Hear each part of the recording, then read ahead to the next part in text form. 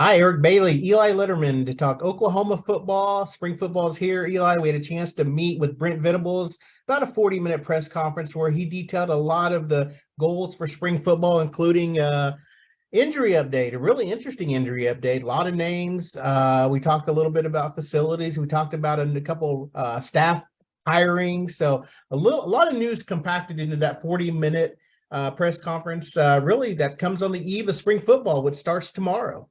Yeah, let's jump right into the injuries because you're right. Spring football starts tomorrow, and we got a bit of a sense, at least from what Brent Venables would tell us, of who's going to be there, and probably as importantly for this, who won't be. I mean, running down the list, Walter Rouse and Jacob Sexton. You're talking about two offensive linemen. Walter Rouse, I think you would pencil in and still would into the kind of that opening day offensive line. Jacob Sexton impressed as a freshman last year.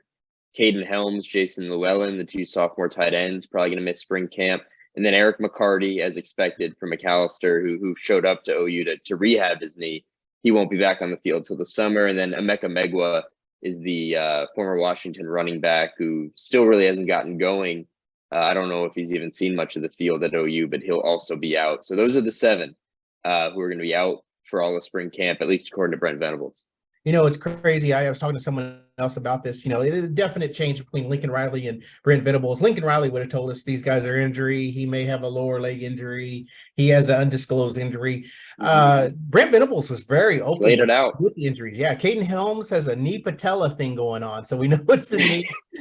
Is that scientific? Is that Exactly scientific? A knee patella thing? a knee patella thing. Hey, it's great. We're getting to know what's going Hey, on. it is. Jason Llewellyn with a midfoot issue with a growth plate. Now we're getting pretty detailed with this, but again, that's just how Venables acts. I mean, of course, McCarty with the ACL happened at McAllister during his playoff run. Megwa, I got to learn to say these names. He had surgery to clean some stuff up, but I was wondering when he said clean some stuff up, what were they cleaning up? He had a meniscal and an ACL injury prior to getting at Oklahoma. Rouse had shoulder labrum surgery that happened after Stanford's season ended. And then Jacob Sexton, as we all saw, ACL in the Florida State loss in the bowl game. So it was really interesting how he detailed everything. Now, I'm going to ask you to kind of go into detail about someone else that everyone's kept an eye on, and that is Gentry Williams. Right before spring break, there was an issue where a player was rushed to the hospital. We had a statement from the school who did not disclose who the player was at the time. Well, Brent Venables today confirmed Gentry Williams, the Booker T. Washington graduate, was the injured player. And talk a little bit about what Brent said about Gentry today. Yeah, I mean, he spoke, and as he put it briefly, and then did speak briefly on Gentry Williams. I guess it was ultimately termed an exertional collapse, which is what happened there. And the good news on all fronts, not just football, but on all fronts, is that all the labs, according to Brent Venables, have checked out. He's got a cardiac clearance meeting tomorrow. All those steps, all those important checks that would presumably come again with just getting back to what you need to check on after something like that, but maybe at some point then back onto the football field and everything there. And that's just great news for how scary something like that could have been. You could tell even just from social media how scary it was for the guys who were around that workout that day. And so good news on all fronts with Gentry Williams. Oklahoma had a couple staff members that they announced today. One, Seth Latrell, the North Texas head coach, the former North Texas head coach, now just joined in as an offensive analyst, as well as, I don't want to mess this name up, James Skalski. There you go. He was a player for Venables at Clemson. He's going to be a graduate assistant on the defense. I think let's talk a little bit about Latrell. I had a chance to talk to him a few times in the past. Outstanding coach, outstanding interview. I really was always impressed with him. But he's a member. Go back to Bob Stoops' first year, the national championship season, how important Latrell was on that team. He's a guy who really knows the state of Oklahoma, knows the University of Oklahoma. I think this is a big hire. We saw Matt Wells as an analyst, the former Texas Tech coach. Brent Venables is getting a lot of experience on the staff, and Latrell was a great coach at North Texas. Can I give you my 4 thoughts on that hiring? Because I have 4 of them. Okay. One, that's a second straight off season of Brent Venables hiring a former head coach to his staff in an analyst role. Simply can't hurt, right? Yeah. 2, and I might lose track of these, but 2, I enjoyed that Brent Venables kind of had the quip about Seth Latrell's father, Jimmy, he's got the 2 national title rings at OU over Seth's one. 3, Brent, talking about, you mentioned that 2000 season, he didn't coach Seth Latrell directly, but he said that presence he had in those 2 seasons, they would have overlapped, was big. In 4, and this is not prognosticating in any way, but Jeff Lebby, if he has a really good season, you might be looking at a potential head coaching hire. And in Seth Latrell, you've got an offensive mind and a guy who spent time at Indiana and then North Carolina as an offensive coordinator before he went to North Texas in 2016. So in any event, you've got someone who could either be a fallback option or someone to replace Jeff Lebby. But overall, as it relates to right now, to this month and the season ahead, you've just got another smart, experienced mind in there, and that can't hurt. A lot of newness around the Oklahoma football program in terms of coaches, in terms of 26 players making their debuts in spring practice, 26 newcomers who's going to learn the system, learn what Brent Venables, Ted Roof, and Jeff Lovey want to teach them. So that'll be interesting. But, I think we talked about something that we're talking about the not too distant future, but an important building block. That's the new $175 million facility that they're going to build right across the street from Memorial Stadium. And this was the first time we had a chance to talk to Brent Venables about that. And just really impressed with his answer. He talked about all different aspects. He talked about the efficiency of it. He said you only get 20 hours with these players during the season, during a week.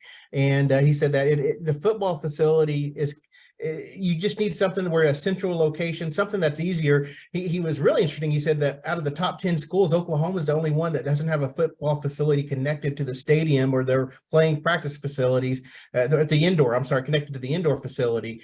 That could change now. I mean, it's indoor is really close to where this facility is going to be built. So he talked about the efficiency.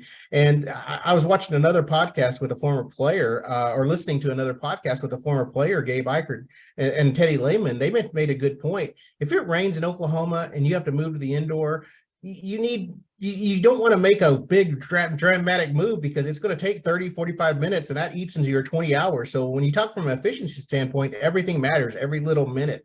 I talked to another reporter at another school down in Florida who said the architects for their building, when they build a new facility, they looked at even the littlest things like which way does a door open? Which way does a door close? How long does it take the door to open? How long does it take the door to close? In terms of looking at efficiency to see how much time it takes to do different things. It's crazy when you think they're looking down to the second of how much time they get with these players. So it's really interesting. And then, of course, the biggest aspect, I think, is recruiting. I think that, $175 million is a lot of money. You want to get a lot of bang for your buck. And when you're competing against these top 10 schools looking to get that talent, it's going to look nice to these 18-year-old kids, these 17-year-old players, when they see that facility and say, that's your new home. And Brent Venables, it seems like he's always recruiting. He was almost talking to the moms out there saying, you want your kid to have, somewhere where they can feel like this is home. Yep. And that's what he was targeting. He was targeting those moms, it seemed like, to let them know your son comes to play here. He's going to be taken care of. It's, this is going to be a great college experience, both from a football standpoint, from a social standpoint too. So he wants to create an environment where everyone can have fun and connect. And it's like a central location. So it seems like there's a lot going into this development of this $175 million project. And who knows, with inflation, this could probably easily hit 200 million before this is all said and done, which is just a crazy number. And you know what, I think you were right to note that he really hit every level. In one sense, he spoke of, look, obviously it's going to be quite a nice house at $175 million, but that's the way we're going. The train's left the station in major college football. And if OU is going to keep up, which is the goal, that's one of them. The other part was that he truly does, for all the family, quote unquote stuff they talk about with this program, a space like that where the players can be together. And you mentioned every little detail that the architects are going to focus on. You've got Brent Venables talking about how important it is that the dining facility where relationships get forged, things like that are important and things that are on his mind.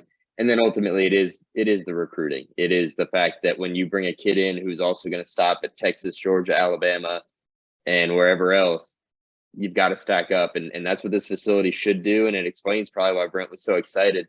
He went on about this thing for about 5, 6, 7 minutes. And so that was a big part of today. And, Eric, I guess if we're going to close out somewhere, it should probably begin with defense, right? I think that's going to be a big topic this spring. I asked Brent today, essentially, last year fell off. What makes you today, obviously we're so far out from a real game, what makes you confident that this defense will improve today? And that was another lengthy answer from him. Featured a good quote that quote Brent Venables, I think will be on another planet defensively. But what jumped out to you about the answer he gave?